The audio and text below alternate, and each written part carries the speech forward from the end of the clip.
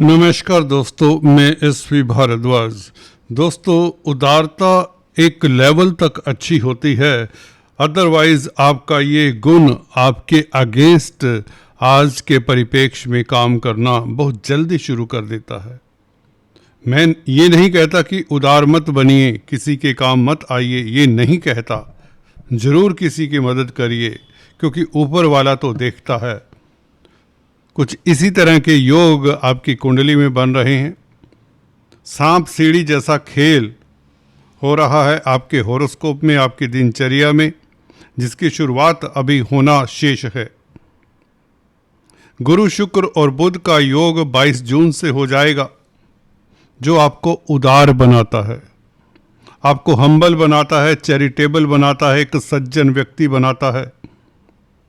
क्योंकि शुक्र आपके राशिपति हैं, बुध भाग्य स्थान के मालिक हैं, यानी कि 9th हाउस के मालिक हैं। लग्नेश और 9th हाउस का संबंध व्यक्ति को उदार बनाता है, व्यक्ति को धार्मिक बनाता है। हाँ, किस्मत वाला भी होता है ऐसा व्यक्ति। ऊपर वाले का आशीर्वाद होता है आप लोगों के ऊपर। इस तरह की अगर स्थिति हो आपकी कुंडली में, अगर शुक्र और बुध का योग है, तो आप किस्मत वाले हैं। तुला राशि, तुला लगन वालों, ये जान लीजिए। परंतु गुरु का साथ है, गुरु आपको एक्स्ट्रा उदार बनाता है, दयावान बनाता है, चैरिटेबल बनाता है, दूसरों के काम आने वाला बनाता है। अच्छी बात है। परंतु excess of everything is bad, समझदार व्यक्ति ये कह गए हैं। देखिए, आपका कर्म भाव उजागर है 3 शुभ प्लैनेट से, परंतु क्या आप किसी जगह पर पहुंच पाए हैं? क्या आपको अपना गंतव्य मिल पाया है, या उसके मिलने की आस भर है भी कि नहीं?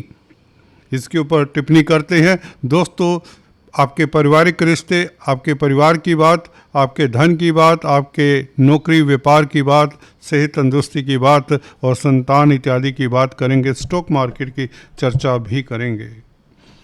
चर्चा को आगे बढ़ाने से पहले आपसे निवेदन, अगर आप पहली बार आए हैं तो कृपया सब्सक्राइब कर लें। इसके पश्चात बेल आइकन दबाना मत भूलें, यही आपसे गुजारिश। दोस्तों, बुध के राशि परिवर्तन से आपका 10th हाउस एक्टिवेट हो जाता है। नो डाउट प्लैनेटरी एनर्जी आपके 10th हाउस के ऊपर फोकस हो जाती है 22 जून से। परंतु 21 जून से 11वां भाव भी एक्टिवेट हो जाता है। केतु के ऊपर मंगल की दृष्टि रहेगी, तो 11वें भाव के किस तरह के फल मिलते हैं, 10th हाउस क्या कहता है, और सबसे ज़्यादा प्लैनेटरी इफेक्ट गौर करिए आपके तृतीय भाव के ऊपर रहेगा। और सभी क्रूर ग्रह हैं इस भाव के ऊपर प्रभावित करने वाले। शनि की दशम दृष्टि 3rd हाउस के ऊपर, धनु राशि के ऊपर। केतु की पंचम दृष्टि, वक्री चलते हैं तो आप कह सकते हैं 9वीं दृष्टि। और सूर्य की 7वीं दृष्टि, मंगल की 8वीं दृष्टि। जी हाँ दोस्तों, तो ये स्थिति 3rd हाउस की है कि मंगल, शनि, केतु और सूर्य, 4 क्रूर ग्रहों का प्रभाव 3rd हाउस के ऊपर हो, तो तृतीय भाव आपको बहुत कुछ कहता है। ये चैलेंजेस का भाव भी है, ये परिवर्तन का भाव भी है। तो आपकी ज़िंदगी में कोई बड़ा बदलाव आने के योग बताते हैं ये ग्रह। मंगल के परिवर्तन के साथ ये स्थितियां उपजा करती हैं, क्योंकि मंगल की दृष्टि जैसे ही 21 जून से आपके 3rd हाउस के ऊपर पड़ती है, तो हो सकता है आपको छोटी बड़ी कई यात्राएं करनी पड़ जाएं। हो सकता है दोस्त मित्र आपके साथ उस तरह का व्यवहार ना करें जिसकी आपको उपेक्षा होती है, खासकर जो आपसे छोटी उम्र के लोग होते हैं। आपके कुलीग्स, आपके जूनियर्स, उनके साथ सतर्कता के साथ आगे बढ़ें, कोई कमिटमेंट ना करें। परिवर्तन चैलेंज जो आता है उसको आप कैसे निपटते हैं, कैसे निपटना चाहिए, उसकी चर्चा करते हैं। हालांकि शनि फिर से वही मुद्दा घूम फिर के आ जाता है। जब तक शनि आपके 6th हाउस में है, आपका जल्दी से कोई बाल बांका कर ही नहीं सकता। फिर भी आपके ग्रहों की दशा अंतरदशा, महादशा अंतरदशा भी मैटर करती है। गोचर अपना रोल अदा करता है और महादशाएं अपना रोल अदा करती हैं। अच्छी दशाएं हों, महादशा अंतरदशा गोचर कितना भी खराब क्यों ना हो, तो आपका समय फिर भी ठीक ठाक निकल जाता है। इसके विपरीत अगर महादशाएं आपकी बुरी हों, गोचर अच्छा हो, तो भी स्थितियां अनुकूल ही रहती हैं। जब दोनों ही सही होते हैं, गोचर भी और महादशा अंतरदशा भी, तो आपको ये पीरियड राजा बना दिया करता है। एनीवेज, गुरु, शुक्र और बुध की चर्चा कर लें पहले।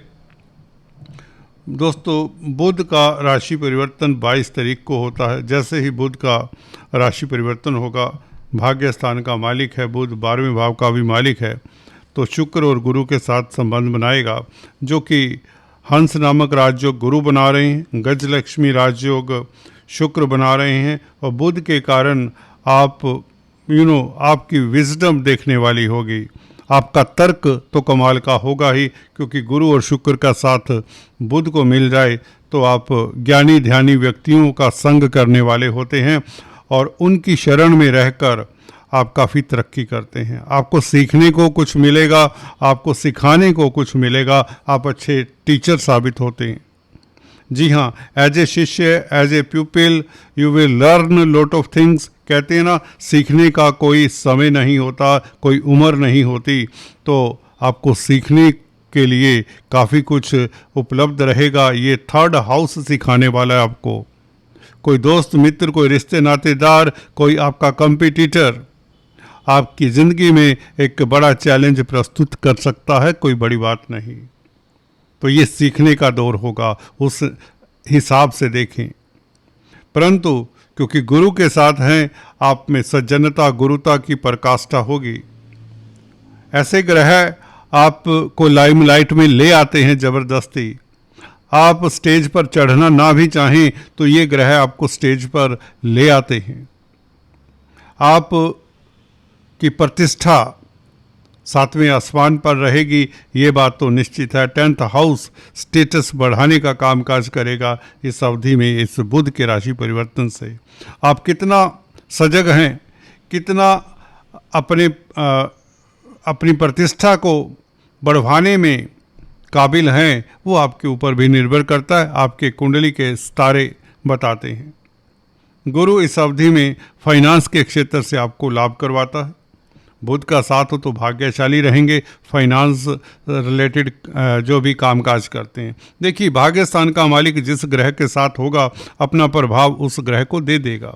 तो बुध ने शुक्र और गुरु को अपना प्रभाव दे देना है, उनके ऊपर डाल देना है अपना भाग्य का प्रभाव। तो भाग्य अगर आपका स्लो चल रहा था, मंदा था, तो किस्मत के कारण दोस्तों आपके बड़े प्रोजेक्ट्स सिरे चढ़ेंगे। अगर आप व्यापारी हैं, किसी तरह का बिजनेस करते हैं, कोई भी क्षेत्र हो आपका कैरियर का, उसमें किस्मत आपका साथ देगी ही देगी, इसमें कोई किंतु परंतु नहीं। ये 40 दिन करीबन बुध का गोचर आपके लिए बहुत बेहतर जाने वाला है। आप अच्छे दार्शनिक, अच्छे वक्ता प्रवक्ता साबित होने वाले हैं, अच्छे सलाहकार साबित होने वाले हैं। आपको सलाहकार की पोस्ट मिल सकती है, एडवाइज़र की पोस्ट मिल सकती है इस अवधि में। 2nd हाउस के ऊपर गुरु का प्रभाव, धन की स्थिति, पारिवारिक स्थितियां भी उत्तम होती हैं, बैंक बैलेंस बढ़ता है। गुरु दोस्तों बुध से प्रभावित होकर चतुर्थ भाव को जब देखते हैं, जमीन जायदाद प्रॉपर्टी का सुख मिले, पेरेंटल प्रॉपर्टी के विवाद में आपको सफलता मिले, मानसिक सुख की प्राप्ति होती है। गुरु शुक्र बुध का प्रभाव 4th हाउस के ऊपर, 3 शुभ ग्रहों का प्रभाव 4th हाउस के ऊपर हो तो आपकी पब्लिक में भी मान प्रतिष्ठा बढ़ती है, क्योंकि 4th हाउस पब्लिक का भी है। पब्लिक डीलिंग करने वालों के लिए स्थितियां बहुत अनुकूल होने वाली हैं। आपकी रोज़मर्रा की आमदन का ग्राफ भी इससे बढ़ेगा। गुरु और शुक्र का संबंध गजलक्ष्मी योग बनाता है। कहीं ना कहीं धन की स्थिति ये भी योग बेहतर करता है।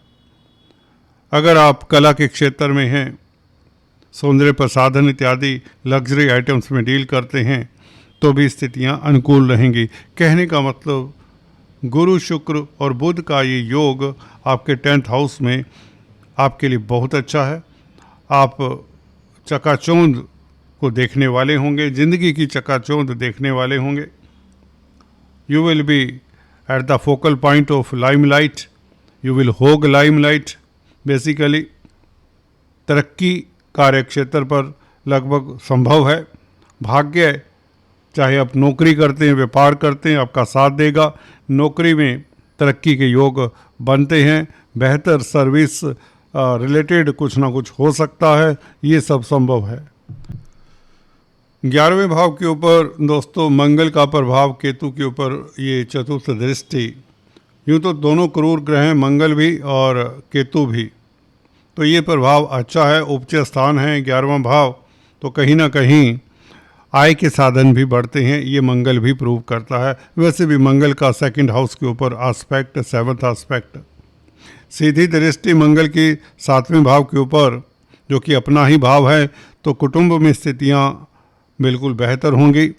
आपकी वाणी प्रभावशाली होगी और धन संचय के योग, धन बढ़ने के योग बनते हैं दोस्तों, ये तो ऑलमोस्ट सर्टेन है। इधर केतु के ऊपर मंगल की दृष्टि ये भी यही कहती है कि अचानक से आपको लाभ हो सकता है। व्यापार में कोई डील आपके सिरे चढ़ सकती है और कोई मित्र आपका हाथ पकड़कर आपका रुका हुआ कार्य गतिशील करवा सकता है।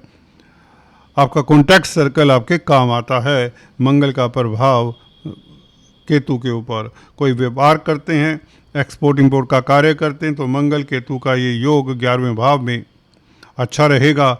और स्पाउस को लेकर किसी तरह की दिक्कत है तो उसका भी सोल्यूशन मिल जाता है।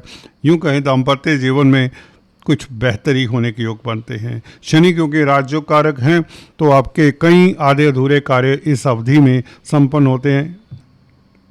तृतीय भाव के ऊपर प्रभाव, जरूरत से ज़्यादा यात्राएं मत करें, किसी के साथ उलझे मत, और ख़ासकर जिनकी धनु राशि है उनसे डिस्टेंस बनाकर रखें इस अवधि में, और सिंह राशि से भी डिस्टेंस बनाकर रखें तो अच्छा रहेगा। धनु और सिंह राशि वाले व्यक्ति इस अवधि में आपको बैक स्टैब कर सकते हैं। मार्केट में अप्स एंड डाउन्स जरूर होंगे। बुध का राशि परिवर्तन जब हो तो ये उतार चढ़ाव इंडिकेट करता है। ज़्यादा डाउनफॉल के योग हैं, तो इसलिए जो स्टॉक मार्केट, शेयर मार्केट में कामकाज करते हैं उन्हें बहुत बड़ा रिस्क नहीं लेना चाहिए, क्योंकि गुरु की दृष्टि भी है। हालांकि गुरु 9वें भाव के मालिक बुध से प्रभावित होकर शनि को देखेगा, तो कहीं ना कहीं भाग्य के कारण आपको लाभ हो जाएगा। फिर भी सतर्कता बरतें। आज इतना ही, फिर से मिलेंगे। Please do subscribe, like and share. Thanks for watching this video. God bless.